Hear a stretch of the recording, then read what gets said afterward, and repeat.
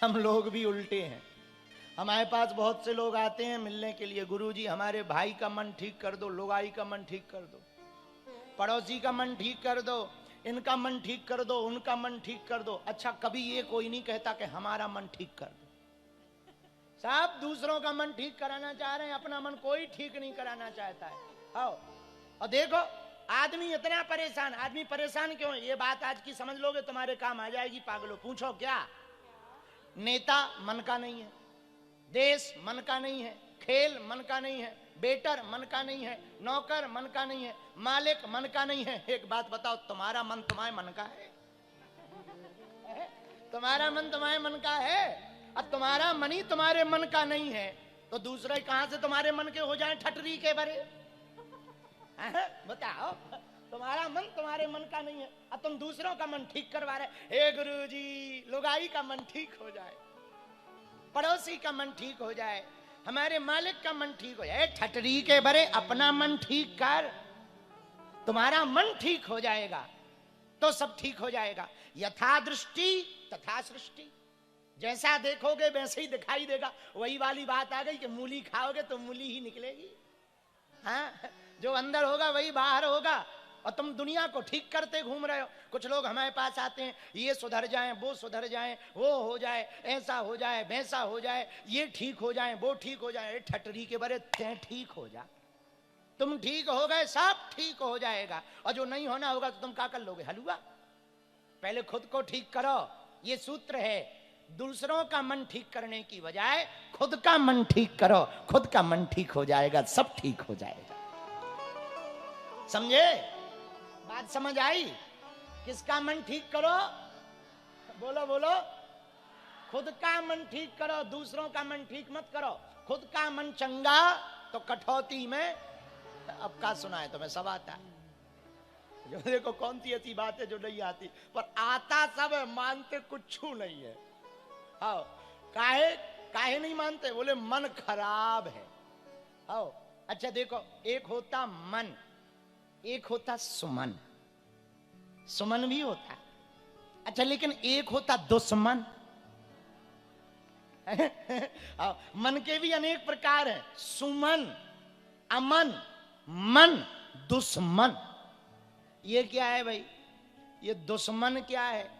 जब अपने ही विपरीत अपना सब कुछ हो जाए तो सब दुश्मन, सब दुश्मन। और सुमन क्या है? सुंदर मन ही सुमन है। सुमन माने फूल होता है। पर्यायवाची पढ़ो। हम तो ज्यादा पढ़े लिखे नहीं हैं, आप लोग तो ज्यादा पढ़े लिखे हो। मुंबई वाले तो वैसे ही पढ़े लिखे हैं। अब मुंबई वालों को क्या समझाना, यहां तो सब समझे ही समझाए होते हैं। तो हम तो भाई पढ़े लिखे नहीं हैं। पर सुमन पर्यायवाची पुष्प को क्या कहते हैं? सुमन। इसका वर्णन हमें रामायण में मिला। आहा, राम जी गए मिथिला शादी करने को। दुनिया के पहले दूल्हा हैं राम जी, जिनकी बारात बाद में आई, दूल्हा पहले आ गया। हाँ, पहले दूल्हा हैं राम जी, बारात बाद में आई, दूल्हा पहले ही आ गया। राम जी गए मिथिला, शाम के समय, आहा, शाम के समय गुरुजी से कहा, गुरुजी लक्ष्मण जी नगर देखना चाह रहे। गुरुजी बोले, लक्ष्मण जी देखना चाह रहे कि तुम अपना आप देखना चाह रहे या मुख दिखाना चाह रहे? नहीं नहीं लक्ष्मण, कोई बात नहीं, सुनो, जाओ जाओ जाओ, अच्छी बात है, पर रघुनाथ जी एक बात सुनो। हाँ, जाना और जल्दी वापस आ जाना, जो आज्ञा प्रभु। अब गुरु आज्ञा लेकर राम जी गए। तो राम जी तो सीधे हैं, लक्ष्मण जी, सब आता है तुम्हें, सब आता है। देखो पूरी कथा ही भरी धरी तुम्हारे अंदर। राम जी सीधे सीधे हैं, पर लक्ष्मण जी टेढ़े हैं। अब राम जी गए तो राम जी तो सीधे चले, सीधे देखें, लक्ष्मण जी इधर भी देखें उधर भी देखें। लेकिन जैसे ही मिथिला में राम जी प्रवेश भय, गोस्वामी जी ने रामायण में लिखा, धाये धाम काम सब त्यागी, मनहु रंग के निधि लूटन लागी। जैसे ही नगरवासियों को पता लगा, सब राम जी के दर्शन करने आए। जैसे वो लोग देखो वहां ऊपर छत पे खड़े हुए देख रहे हैं, वैसे ही सब मिथिला के लोग राम जी को, तुम लोग ना देखो हमने देख लिया है, हमने देख लिया, वो देखो छत पर खड़े हैं, हाँ कैमरा में दिखा देंगे तुमको। ऐसे ही छतों पर खड़े हो गए। इन लोगों के बहुत बढ़िया जलवा है, फ्लैट लेने का यही फायदा है। यहाँ फ्लैट लेने का यही फायदा है, न पास की टेंशन न फेल की टेंशन, और कथा का पूरा आनंद वो भी ड्रोन दृष्टि से। इसको आई कहते हैं अंग्रेजी में, आंखों को आई कहते हैं ना, हाँ, तो ड्रोन आई विजुअलिटी पा रहे हैं ये। वेरी गुड, पढ़े रहो पढ़े रहो। और जो चेला पहले ही ऊपर हो वो कथा सुन के कितने ऊपर जाएंगे। बताओ, ऐसे भी श्रोता मुंबई में होते हैं। जय हो जय हो जय हो जय हो श्रोताओं।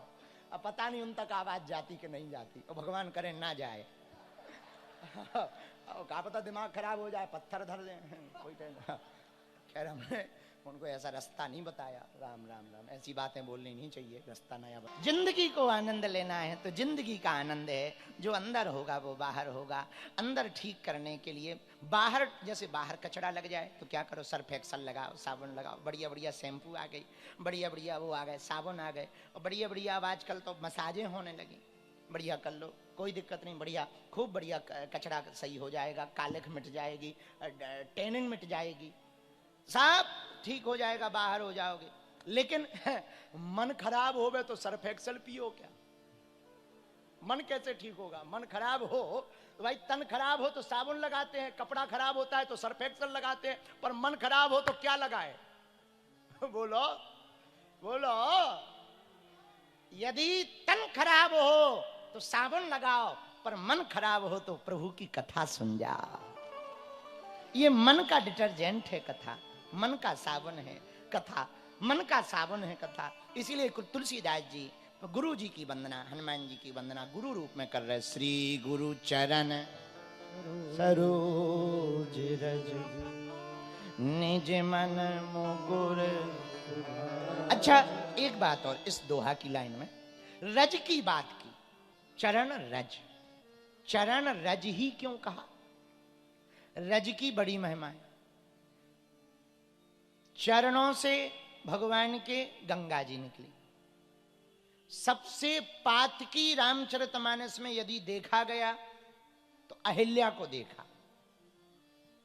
अहिल्या पातकी है, पापनी है, पति की श्राप के कारण शिला बन गई, अब पड़ी है रास्ते में। राम जी गुरु जी के साथ पहुंचे, गुरु जी ने कहा चरण कमल रज चाहती।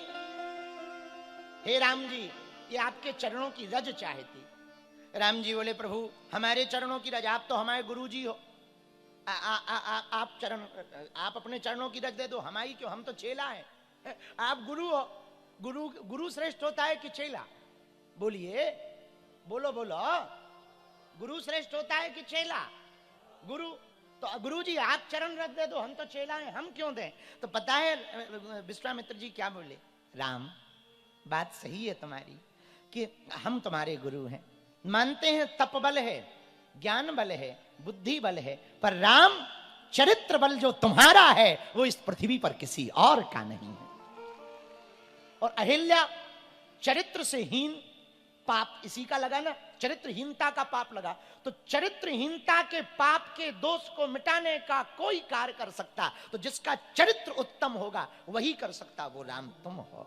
राम जी का चरित्र कैसा है? कैसा है? आहा, इसका वर्णन मिलेगा लंका का। जब राम जी ने रावण को मार दिया, रावण धराशायी हो गया, और रात के समय चांद की चांदनी को देखते हुए रघुनंदन वीर श्री राम शिला के ऊपर बैठ करके विचार करने लगे। चांद की चांदनी छिटक रही थी, रावण मर गया था, युद्ध जीत गए थे राम, मां जानकी जी से कल प्रातः काल मिलना था, और आज मिलने के पूर्व की रात में चांद की चांदनी में रघुनंदन रघुवीर श्री राम, प्रतापी परम प्रतापी प्रभु श्री राम विराजमान थे। जरा चरित्र देखना राम का कितना निर्मल है।